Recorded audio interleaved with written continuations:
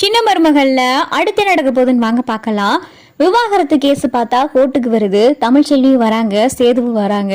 ஒருத்தரை பார்த்துக்கிட்டு முகத்தையும் திருப்பிக்கிறாங்க. அப்பதான் சாவித்திரி, என்னடி உன்னால விவாகரத்துக்கு சமாதான முறையில கொடுக்க முடியாதா? இப்படி கேஸ 4-5 வருஷம் இழுத்தடிக்கலான்னு பாக்குறியா? கொடுக்கறத வாங்கிக்கிட்டு கொடுக்கற பேப்பர்ல கையெழுத்த போட்டு போய்கிட்டே இருக்க வேண்டியதானே? என்ன இந்த வீட்டுல இருந்து பெரிய சொத்து பத்தை எதிர்பார்க்கறியோ அப்படின்னு சொல்லி சாவித்திரி வாய்க்கு வந்ததை பேசவும், இங்க பாருங்க, உங்ககிட்ட பேசுறதுக்கெல்லாம் ஒன்றும் இல்லை. நான் விவாகரத்து கொடுக்கணுமா வேணாமா அப்படின்றது என்னுடைய முடிவு.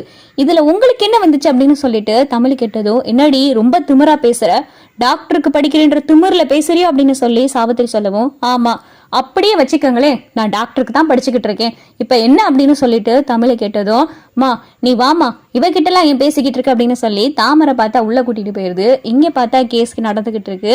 அப்பதான் தமிழ்ச்செல்வி கிட்ட ஜட்ஜி கேட்குறாங்க, என்னம்மா இதுலயே உனக்கு சம்மதம் இல்லை அப்படின்னு சொல்லிட்டு ஜட்ஜி கேட்கவும், இவரை நான் புருஷனை ஏத்துக்கிறதும் ஏத்துக்கிறாம இருக்கிறதும் என்னுடைய விருப்பம். அதுக்கு வயிற்றுல வளர்ற குழந்தை என்ன பாவம் பண்ணுச்சு? ஒரு குழந்தைக்கு அம்மாவும் முக்கியம், அப்பாவும் முக்கியம். 2 பேரும் சேர்த்து அந்த குழந்தைய வளர்த்தாதான் அந்த குழந்தையோட எதிர்காலம் நல்லா இருக்கும். உங்களுக்கு நான் சொல்ல வேண்டியதில்லை, எனக்கு இந்த விவாகரத்துல சம்மதம் இல்லை அப்படின்னு சொல்லிட்டு தமிழ்ச்செல்வி சொல்லிடுறாங்க. அப்பதான் சேது கிட்ட கேக்குறாங்க, இதை பத்தி உங்களுடைய விருப்பத்தை சொல்லுங்க அப்படின்னு சொல்லிட்டு ஜட்ஜி கேட்டதும், சேது பார்த்தா ரொம்ப நேரம் அமைதியாவே இருக்காரு. அப்பதான் வக்கீலும் சொல்றாரு, சார் உங்க தரப்புல இருக்க நியாயத்தை நீங்க சொன்னீங்கன்னா தான் விவாகரத்தை பத்தி மேடம் முடிவெடுப்பாங்க அப்படின்னு சொல்லிட்டு வக்கீல் சொன்னதும், எல்லாரும் பார்த்தா சேது முகத்தையே பாக்குறாங்க. தமிழ்ச்செல்வியும் பார்த்தா சேது முகத்தை பார்க்கவும், எனக்கு விவாகரத்து வேணும் மேடம் அப்படின்னு சொல்லி சேது சொல்றாரு. அதான் அதுக்கான காரணத்தை சொல்லுங்க. அவங்க உங்களோட சேர்ந்து வாழ விருப்பப்படுறாங்க, விவாகரத்து கொடுக்க அவங்களுக்கு விருப்பம் கிடையாது. காரணம் உங்களுடைய குழந்தை அவங்க வயிற்றுல வளருது அப்படின்னு சொல்லிட்டு ஜட்ஜு சொன்னதும், அப்பதான் சேது சொல்றாரு, அந்த குழந்தை ஏன் குழந்தை இல்ல, அந்த குழந்தைக்கும் எனக்கும் எந்த சம்பந்தமும் கிடையாது. இவ எவன் கூடயோ இருந்து அந்த குழந்தைக்கு எவனோ அப்பேன், அந்த குழந்தைக்கு என்னைய அப்பனாக பாக்குறா அப்படின்னு சொல்லிட்டு சேது கோபத்தோட பேசவும், தமிழ்ச்செல்விக்கு பார்த்தா பயங்கரமா கோவந்துருது. ஏய் அப்படின்னு சொல்லிட்டு தமிழ்ச்செல்வி கத்தவும், அப்பதான் ஜட்ஜு சொல்றாங்க, இப்படி எல்லாம் கோர்ட்ல கத்தக்கூடாதுமா அப்படின்னு சொல்லிட்டு ஜட்ஜு சொன்னதும், என்ன வாய்க்கு வந்தபடி பேசிக்கிட்டு இருக்க, இது உன் குழந்தை இல்லைன்னு எதை வச்சு சொல்ற அப்படின்னு சொல்லிட்டு தமிழ்ச்செல்வி சொல்லவும், 1000 காரணம் இருக்குடி.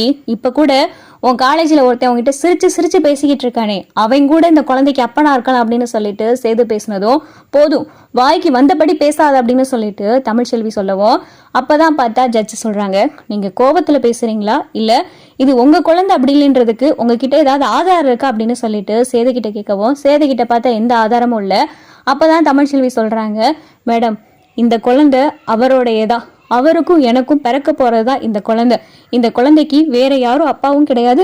நான் தப்பான முறையில இந்த குழந்தைய நான் கொண்டு வரவும் இல்லை அப்படின்னு சொல்லிட்டு தமிழ்ச்செல்வி அழுதுகிட்டே சொல்லவும், அப்பதான் பார்த்தா ஜட்ஜ் என்ன முடிவெடுக்கிறன்னு தெரியாம அமைதியா இருக்கவும், அப்பதான் தமிழ்ச்செல்வி தரப்புல இருக்கிற வக்கீல் சொல்றாங்க, மேடம் டிஎன்ஏ டெஸ்ட் எடுத்தா தெரிஞ்சிட போது, தமிழ்ச்செல்வியோட டிஎன்ஏ டெஸ்ட் எடுத்து அந்த டெஸ்ட்ல இந்த குழந்தைக்கு சேதுதான் அப்பா அப்படின்னு சொல்லி உறுதியாயிருச்சுன்னா நீங்க உங்களுடைய விவாகரத்தை ரத்து பண்ணணும் அப்படின்னு சொல்லி தமிழ்ச்செல்வி தரப்பு வக்கீல் பேசினதும், அப்பதான் ஜட்ஜ் சொல்றாங்க, தமிழ்ச்செல்வியோடைய குழந்தைக்கு டிஎன்ஏ டெஸ்ட் எடுக்கணும் அப்படின்னு சொல்லிட்டு ஜட்ஜ் சொல்லிடுறாங்க. இந்த கேஸ் அடுத்த வாரம் மறுபடியும் கோர்ட்டுக்கு வரும் அப்படின்னு சொல்லிடுறாங்க.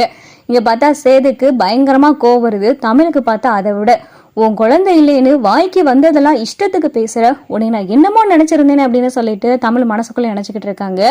அப்பதான் பார்த்தா சாவித்திரியும் தாமரை, ஏம்மா டிஎன்ஏ டெஸ்ட்ல இது மாமாவுடைய குழந்தை தான் அப்படின்னு வந்துருச்சுன்னா இவ மறுபடியும் மாமா கூட சேர்ந்து வாழ்ந்துருவாளேமா, இவங்களுக்கு விவாகரத்து கொடுக்க மாட்டாங்களே, என்ன பண்றது அப்படின்னு சொல்லி தாமரை கேட்டதும், அதுக்கும் ஒரு வழி இருக்குடி, டிஎன்ஏ டெஸ்ட்ல இவன் குழந்தைன்னு சொல்லி வந்தாதானே, ஒருவேளை அந்த டெஸ்ட்ல வந்தாலும் கூட நம்ம அதை மாத்தி சொல்ல வைக்கணும், மாத்தி டிஎன்ஏ டெஸ்ட்டை கொடுக்கவும் வைக்கணும் அப்படின்னு சொல்லிட்டு சாவித்திரி திட்டம் போடுது.